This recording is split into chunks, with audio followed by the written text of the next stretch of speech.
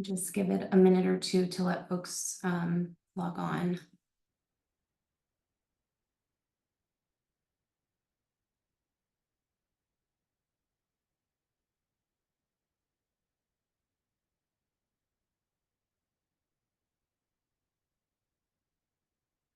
Great.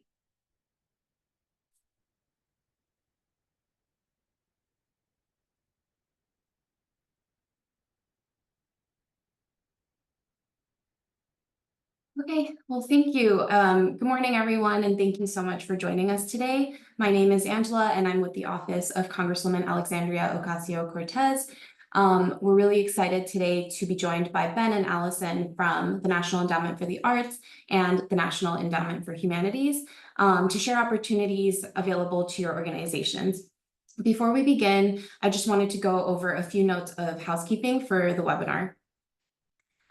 If you have any questions during the webinar, please feel free to use the Q&A feature on Zoom. Please list your name and your organization, as we'll try our best to aim to prioritize organizations that are based in NY14. However, we will do our best to get to all the questions that are submitted today. My colleagues Mathis and Nonya are also here and will be monitoring the Zoom chat, our NY14 grants inbox, and our phone lines for any additional questions that are submitted through those channels. Oh, okay, I see that the chat is disabled. I think the Q&A feature should be working though, so all good on that. All right, so for today's webinar, I'm going to begin with a brief introduction on our office's grants program and the ways we can assist you. I will then pass it over to Ben from the National Endowment for the Arts, and then Allison from the National Endowment for the Humanities, and we'll end with a Q&A session for folks that have questions. So before we begin, I just wanted to generally go over the ways that our office can assist you with your federal grants process in general. The first resource I wanted to go over is our grants resource guide. You may have seen this linked in all of the newsletters that we send out, in some of my emails that I have reached out to you all directly with, and on our website. We will drop the link in the chat for you as well. We understand that the federal grants process can be difficult and complicated to navigate at times, and so our office's goal is to help our NY14 organizations navigate this process and make it easier.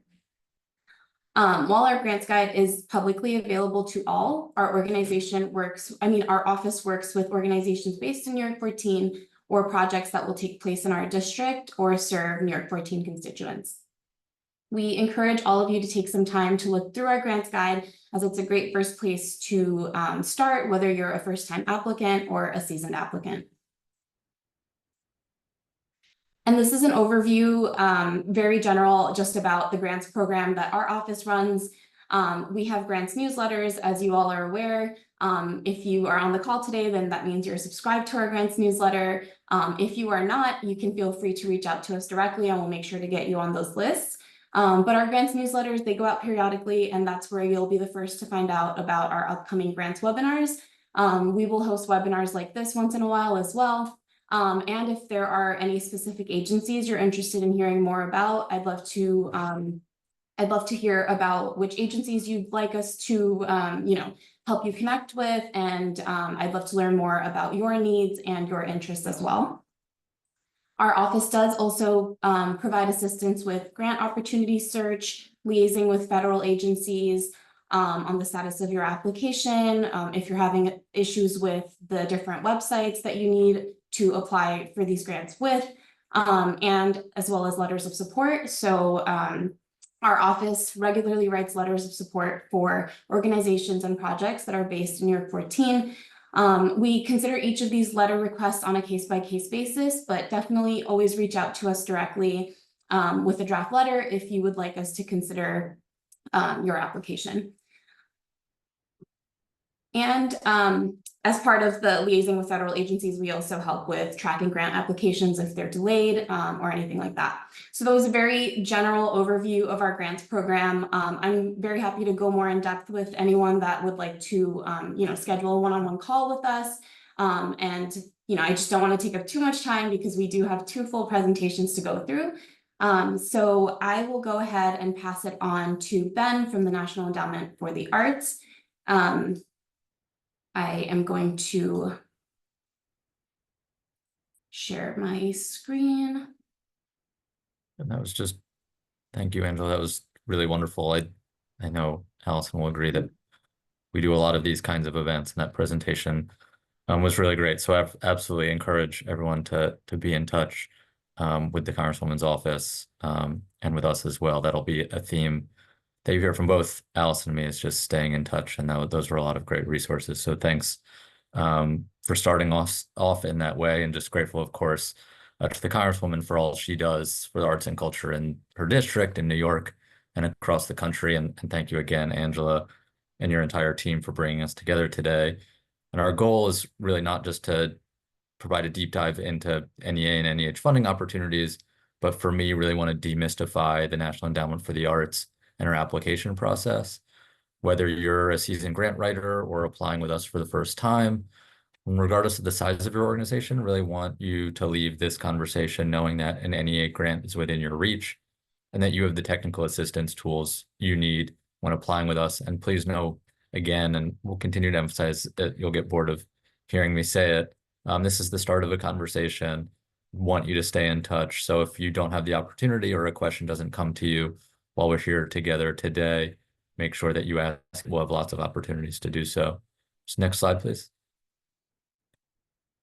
So our chair, Maria Rosario Jackson, has implored us to continue to strengthen our work with communities across the country. And really one of the reasons why I'm excited to be joining everyone today. And since you're here, I trust you know a little bit about the National Endowment for the Arts, but just a quick word about who we are.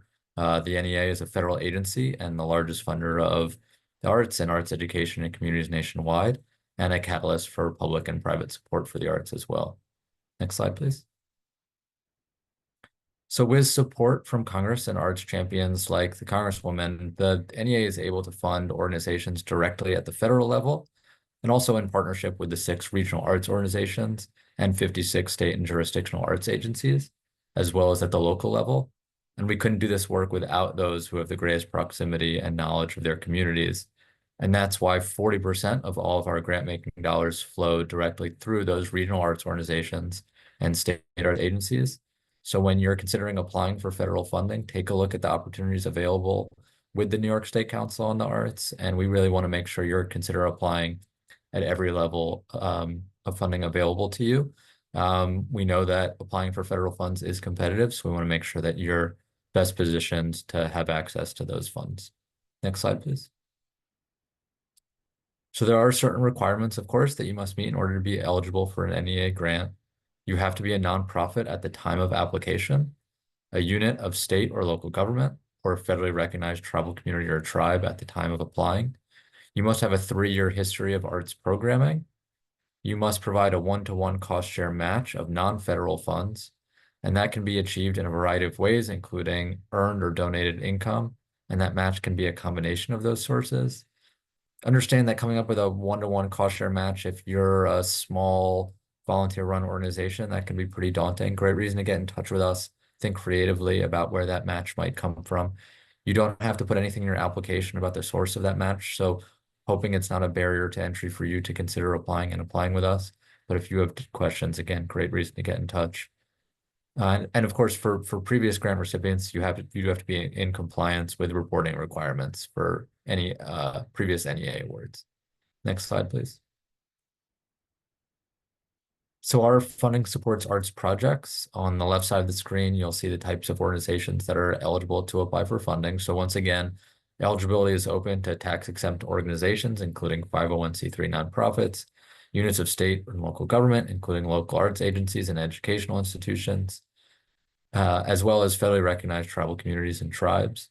It's important to note that for K through 12 school funding, school districts are eligible for funding, but not individual schools themselves. And then on the right side of the screen, you'll see examples of what we're not able to fund. That includes general operating support, direct support for individual artists with the exception of our fellowships in literature and our 2 honorific programs, commercial activities, as well as fiscal sponsors. If you have questions, the full list of what we are able to fund and what we're not able to fund is published on our website and in our guidelines, and that's available at arts.gov. Next slide, please. There are different funding opportunities offered by the NEA. NEA has funding opportunities for organizations that include grants for arts projects, Challenge America, Our Town, and our research grants. Excuse me. These are the largest opportunities that we offer, and nonprofit organizations do receive the bulk of their funding from these funding streams. Grants for individuals, once again, is limited to our literary fellowships, and those two honorific programs that I mentioned. There's the NEA Jazz Masters Program, a Lifetime Achievement Award for jazz artists, and for folk and traditional artists through our National Heritage Fellowship Program. Generally, you can submit one application per year per organization. However, there are some exceptions to that rule.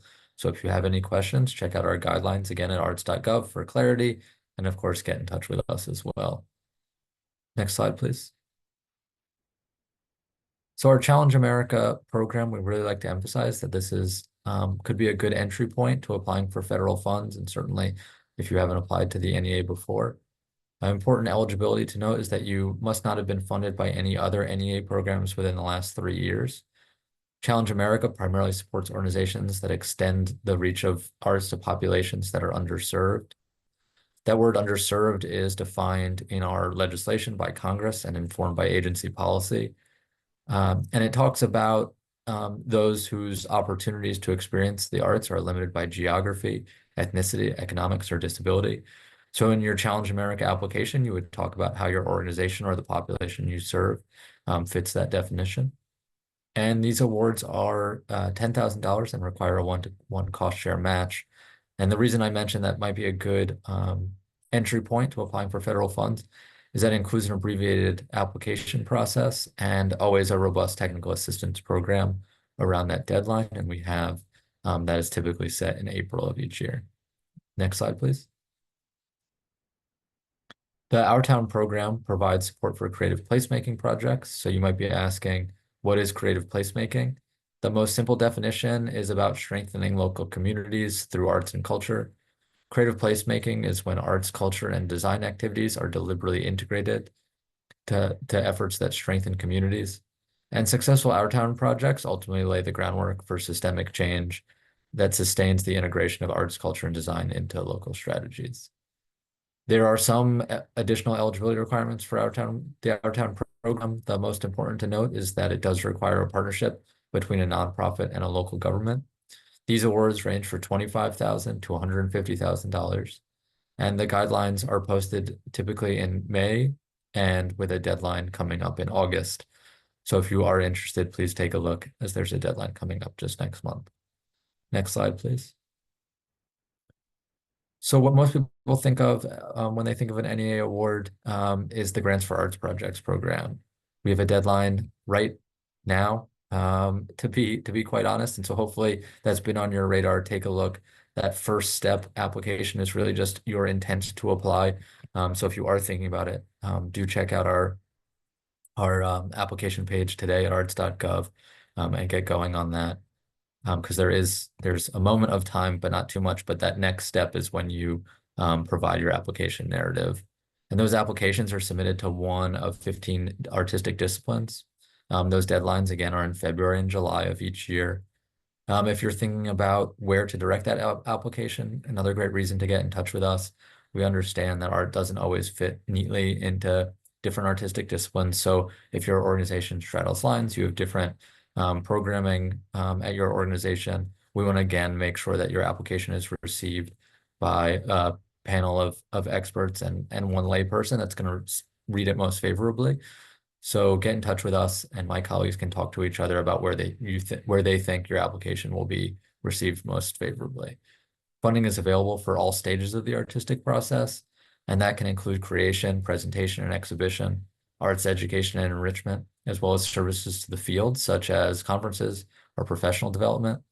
All grants, again, do require that one-to-one cost share match, and awards range from $10,000 to $100,000. If that budget doesn't sound necessarily right for you, your organization might be a little smaller. The budget for your programming might be a little less. Consider that a project timeline can be for up to 2 years for a Grants for Arts Projects award. Next slide, please. So just want to reiterate the different applicant resources that we have available. Check out again our website at arts.gov. And I know these slides the Congresswoman's office will make available, so don't feel like you have to jot these down right away. But we have guideline webinars around deadlines each year. Often my colleagues do artistic discipline specific webinars if you're interested in one of those. And we often do just open office hours, so Zoom rooms just like this one. Come with questions, come to listen, come just to say hello. Great reason, again, to get in touch, see some new faces maybe at the NEA, and just a good way to also meet colleagues across the artistic sector and listen to what questions they might be having as they look at their applications. Definitely take a look at sample project narratives and those that have been successful in the past. Want to encourage that if you are not successful, another reason to get in touch with us, that all NEA applicants are entitled to receive panel feedback. So those panelists, again, are reading for artistic excellence and artistic merit. And that might be, something that isn't clearly thought of. And we'll get a little bit more into what that might mean on our next slide. But talk to NEA staff, think about, what questions a panelist might have questions on, and really encourage you to serve on a panel. So again, Congress requires our panelists that are made up of experts in their specific artistic discipline and one lay person to read applications for artistic excellence and artistic merit. Those words, again, are amorphous and mean different things to different communities, different parts of the country, people who work in different fields. And we want to make, and representation on the panel really matters. So really encourage you to apply. Also, one thing that we hear all the time is that it can strengthen an application next time around. So it's an opportunity to hear about how other people in your field talk about the strengths and weaknesses of an application. It's a great way to get in touch with colleagues in your artistic discipline, and again, meet people from the NEA. So lots of reasons to serve on a panel. Really encourage you to do so if you haven't already explored that opportunity. Just next slide, please. So this is the last one for me, and it's reiterating the theme that you heard from the beginning from Angela, and that's staying in touch with the Congresswoman's office and with us at the NEA as well. I'm not sure if the chat feature is working, but my email and maybe the Congresswoman's office can pass it along as well. It's just my last name, Kessler B, like my first name, at arts.gov. Get in touch with us. All of our email addresses, as Allison at the NEH hears me joke too often, I think our email addresses are almost too easy to find. So you can get in touch with me, get in touch with any one of my colleagues. If you just want to reach out to someone in a specific artistic discipline, I can be in touch with all of you. Make sure that you're in touch with my colleagues and play middleman there. I'm sure the Congresswoman's office happy to do the same. Follow us, social media, newsletters, but just really the most important thing is stay in touch with us as you're working on that application. We want to make sure that we're doing everything on the front end before you apply and make sure that you're as successful as possible. And with that, I will gladly pass it along to my colleague, Allison Scher from the National Endowment for the Arts. Thanks, Humanities. Thanks so much. Thanks, Ben. Let me share my slides with you all. Okay. As Ben stated, I am Allison Scher, the Director of Congressional Affairs at the National Endowment for the Humanities. I just want to first off by saying thank you to the Congresswoman's staff, Angela, and her team for setting up today. It's always great to do these webinars and really make sure that local organizations understand a little bit about the process and the opportunities that the NEA and the NEH can provide to their organization. So since I've taken this role, one of the first questions I generally get is, what exactly are the humanities? You'll see on this slide a list of basically what looks like a college course catalog. And that's true to some extent. These are technically all humanities subjects. We often think of them as academic subjects, but One thing that I like to think about as the humanities is that they are the examined life of our nation. They are living, they are breathing, they are a lot more than dusty old books. And they really do highlight and open for conversation, difficult questions that we have, difficult conversations we need to have, the good, the bad, the strong, and kind of the ugly of who we are and what has brought us here today. So I will just say everything you need to know today is on our website, www.neh.gov. Like Ben said, we are here to help you. We want to be available. We want you to be able to reach out to us to find us. So I think the chat is also working. I will, after my presentation, see if I can't drop my email into the chat where you can find me. Throughout my presentation, you'll see pictures from local organizations. I will admit one of them is pre-redistricting in New York. So apologies for that, but it was such a cool picture from the Queens Museum, I had to include it. But grantees that have been successful with the NEH, just to see the breadth of organizations and types of projects we fund. Our grant programs are very competitive, but today my goal is to make it a little bit more reachable in terms of application and success. Our guidelines are all on our website for all of our funding opportunities, and our program officers really are there to help. They are desperately wanting to answer your questions. They want to make sure you apply to the right grant line. They want to make sure that you build the strongest grant application possible, and they are there to help you navigate the process. So for NEH grants, we have two different levels of grants. We have institutional-based grants, and we also do have a number of individual-based grants, mostly through our research division. For individual eligibility, these tend to be for writing a book. So you can be institutionally affiliated or independent scholar with a history of publishing scholarship. You can be a U.S. citizen or a foreign national with 3 years of U.S. residence, but I encourage you, especially for the individual one, to make sure that you're reading the guidelines. They have the eligibility listed to make sure that you fit within the guidelines. And then for institutions, 501c3 nonprofit status is required. You need to, if you are applying to any of our education ones especially, you can be an institute of higher education. We do not fund specific K through 12 schools. We fund colleges, universities, law schools, but we do not fund directly K through 12 schools. We also have a number of grant lines that are institutional international collaborations, but the lead applicant needs to be a US-based institution. So unlike the NEA, and Ben has heard me say this, the NEH has, depending on how you count it, anywhere from 40 to 45 different grant lines. I am not going to go through all those grant lines. You will all log off very quickly. So I will just say that we have 7 different offices and divisions, and under each of those offices and divisions are several different grant opportunities that cover a variety of things.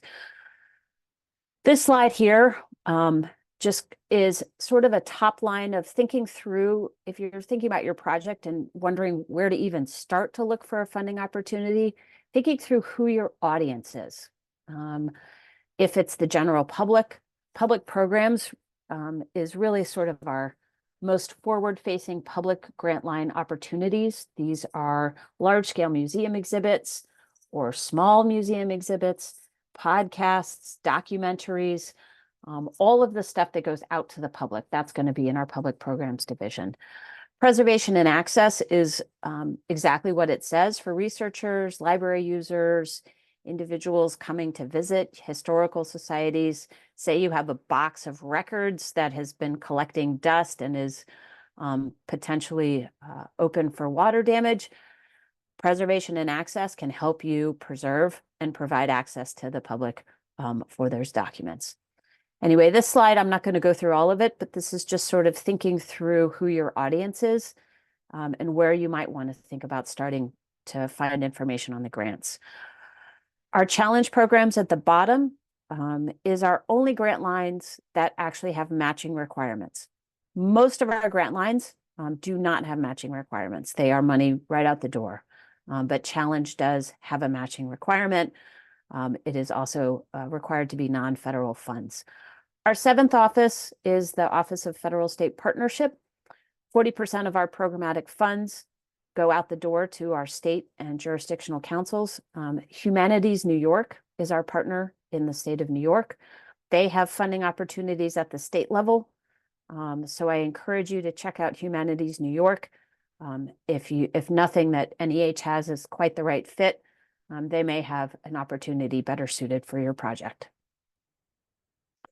So this is just generally, I'm going to quickly walk you through where you can find out specific grant information. This is an older screenshot of our homepage. You'll see I've circled grants. This is really for if you really don't even know quite where to start. This is how I like to navigate the website. So if you click on grants, it'll bring up, and on the left side of the page that it brings up will be divisions and offices. And if you click on division and offices, you'll see a little one-liner under each of our 7 divisions and offices describing sort of the projects that they fund. And it's an interesting read generally and can help direct to where the project that is, where the most interest and relevance of your project is in terms of funding opportunity. So for example, here, if we click on Digital Humanities, it'll bring up a whole page on Digital Humanities. And on the right side, you'll see a whole list of the grant opportunities within that office. And for example, here, if we click on Dangers and Opportunities of Technology, that'll bring up the specific grant opportunity. On the right side, you'll see the snapshot, deadlines, the expected output, how long the grant performance is, the maximum award amount. I will say our grants run anywhere from $6,000 up to $1 million. So we have a wide variety of funding opportunities. But if you scroll down through the page, you'll see reminders. You'll often see pre-recorded webinars on the grant itself from the program officer themselves, providing more detailed in-the-weeds information about the grant. And then you'll see the application materials themselves, including sample application narratives from previously successful grants. So you can see what a successful grant looks like, what the writing itself looks like, and what panelists may be looking for. And then all the way at the bottom of the page, you'll see the program statistics. Do not let that dissuade you. You can only get a grant if you apply. And program officers really are there to help you put together the most successful grant application you can. I will just say on our application tips, many of our grant lines have draft deadlines. That means you can submit your application ahead of time, get feedback from a program officer, find out where your holes are in your grant application before the final deadline, and have the chance to really fix it, bolster it where it needs to be built up, maybe tightening up the budget scenario, whatever it is. And that's a great resource. Not every grant line has it, but many of our grant lines do. So I encourage you to take advantage of that opportunity. Like the NEA, our grants all go through an outside peer review process as well. And you can request those comments afterwards. The peer review process is a really great opportunity for outside folks to really examine, find the holes, find the weaknesses, but really find the strengths of your application, and can be a valuable resource whether or not you are successful at the end of the day. If you do get turned down, please don't get discouraged. Request your reviewer's comments, contact a program officer, ask for them, ask for help in terms of where you can build it out, and do reapply. Many, many, many applications are successful on their second or their third time reapplying.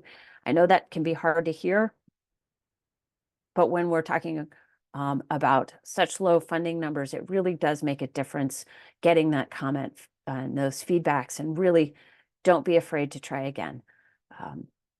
We do see a lot of success from that second time around. So please do be in touch with the program officer, and they can help you understand the program or the panel review comments. Also, like the NEA, we are always looking for folks to be panelists. It's a great way to see how the process is run, what a strong application looks like, what panelists really are looking for. So please use our secure sign-up form. These slides will also be made available after the webinar, so don't worry about writing that down. But I encourage you to consider being a panelist. Also, stay in touch with us. We have a series of newsletters that you can sign up for and see a lot of funding opportunities. Again, I will drop my email in the chat, and please reach out anytime if you have any questions. We are here to help. And with that, I will stop sharing and stop talking. Thanks, Angela. Thank you so much, Allison and Ben, for your presentations. Really great information that we were able to share with folks. I am going to open it up for questions now. If folks want to drop some questions in the Q&A feature on Zoom. I know, Ben, we did get one question for you. Would you want to maybe talk a little bit about it for Yeah, the absolutely. Awesome. Oh, sorry, no, yeah, Yeah, no, absolutely. And I put a longer answer in the chat. But just thanks, Reese, for the question about eligible entities on the partnership required in the Our Town program. I think the kinds of organizations at the local level, especially the City Department of Transportation, makes a lot of sense. Just questions about the question, whether the community board could serve as that local government entity. And I think so I've put more of that information in the chat, but just really want to emphasize that that part of my answer was there's a specific person at the NEA who is ready to get in the weeds if you have specific questions. And that's hopefully true of every question that you might have. So I'm happy to talk through questions, of course, right now, but just as Allison has said, as Angela has emphasized, we really are enthusiastic, and there are real life people ready to email with you, get on the phone with you, answer those specific questions. So more of the details in the Q&A. But I think the most important thing for me is there are lots of folks at the NEA and NEH ready to talk through these questions and making sure that we address them before you apply. We have another question from Allison. Can an LLC with a nonprofit umbrella apply? And I guess it's open to both. Sure. So if I'm understanding this correct, right, that certainly there are organizations that, maybe have a 501c3, have a 501c4. We just need the application from the federally registered 501c3. And that if I'm understanding the question correctly, but Allison, if you're reading this differently, or Allison, who have asked the question, sorry, Allison, NEH Allison, I'll say if you have more there.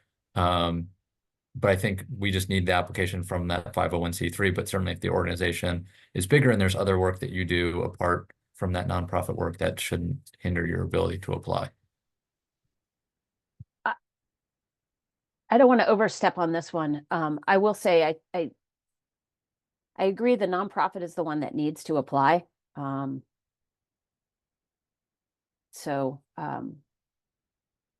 Depending on who is actually doing the work may make a difference, but the nonprofit does need to apply.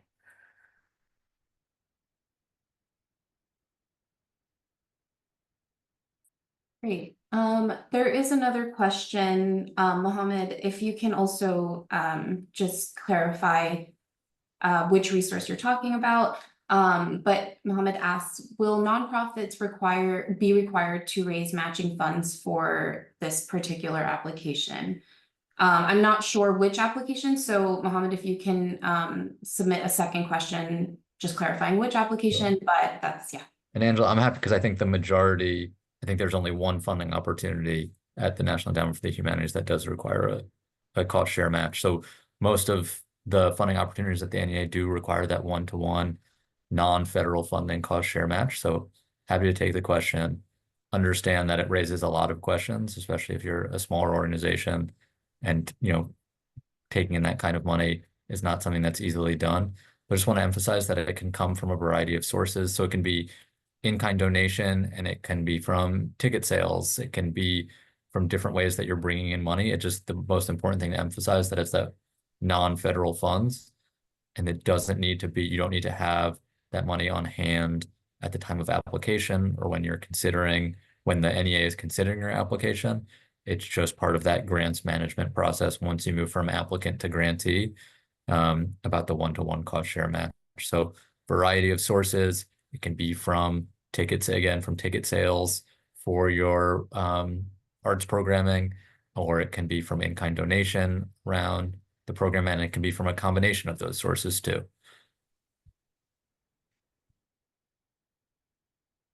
The next question is concerning the NEH opportunities, appreciating that specific grants might be different. Are there opportunities for smaller nonprofits to collaboratively apply with higher education institutions, imagining an oral history sort of project?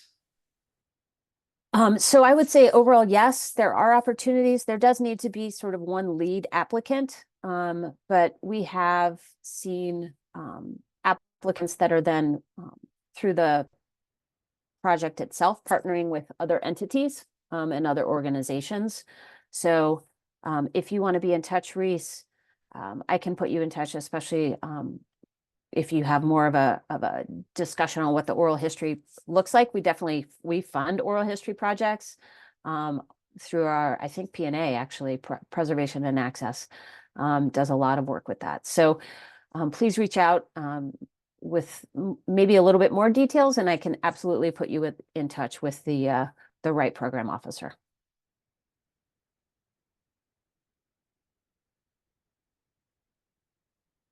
And I believe this is a follow-up question, but Mohammed asks, does unpaid volunteering hours be considered as an in-kind donation? Yeah, I think that's definitely a possible source for the cost share match. And just to emphasize to why it's in place. So the thought is that the federal government, with support from the Congresswoman's office, makes this investment into your organization. And it's just, how do we leverage federal funds to make it go a little further in your community? So if you're thinking about a $10,000 award, your budget size is $20,000, 50% comes from the NEA, 50% comes from that one-to-one cost share match.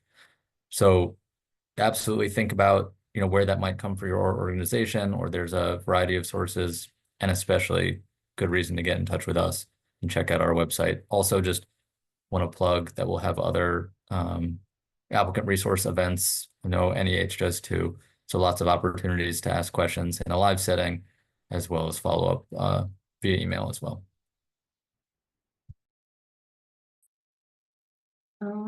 Taking a look at the Q&A, it doesn't look like we have any others yet.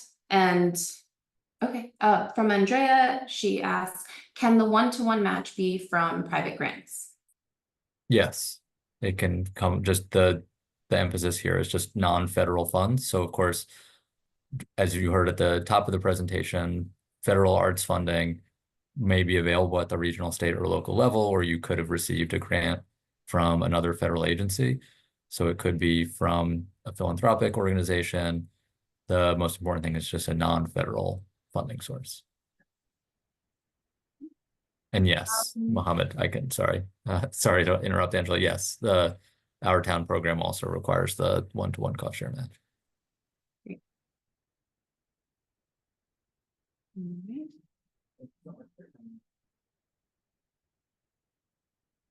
All right. Yeah, so Brandon asks, as brought up earlier, what are other agencies that have been aligned well with the arts? Sorry, I appreciate the question. One thing I've referenced our chair, Maria Rosario Jackson, one of her priorities under her leadership is something that she talks about is arts integration. So we've worked well with Department of Health and Human Services. Our chair co-chairs an interagency working group with Secretary Becerra of HHS, thinking about the intersection of arts and health. And we also have really strong working relationships with the Department of Transportation as we just think about, and what we know to be true, the importance of arts at the intersection of other fields. So I think there's that piece of it. And also just who else is supporting the arts more directly. Consider if it works for your organization, the Institute of Museum and Library Services. As we think about the other cultural agencies, they have a number of funding opportunities as well. And of course, think about applying for federal funding at the regional, state, and local level as well.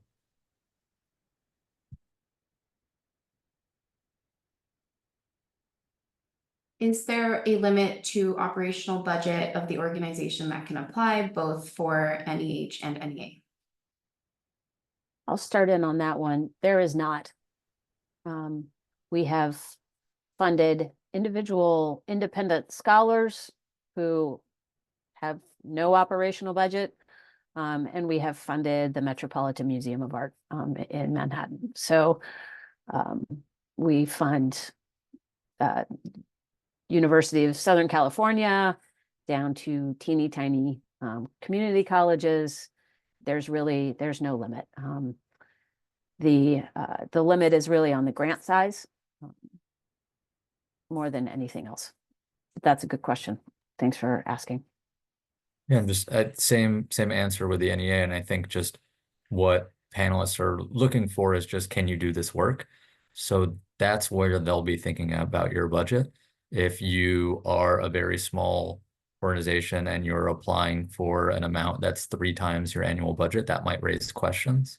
But that's really the only time that they're thinking about your organization's budget size. They just want to make sure that you're able to do the work, and just want to emphasize that need is not something that they're looking for. So again, it could be an organization that's very large, that has, you know, a sizable budget, or it can be a smaller organization. Again, it's just thinking about artistic excellence and artistic merit for the requirements at the NEA.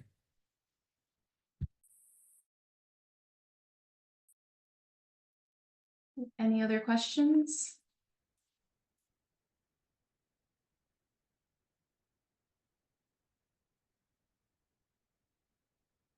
All right.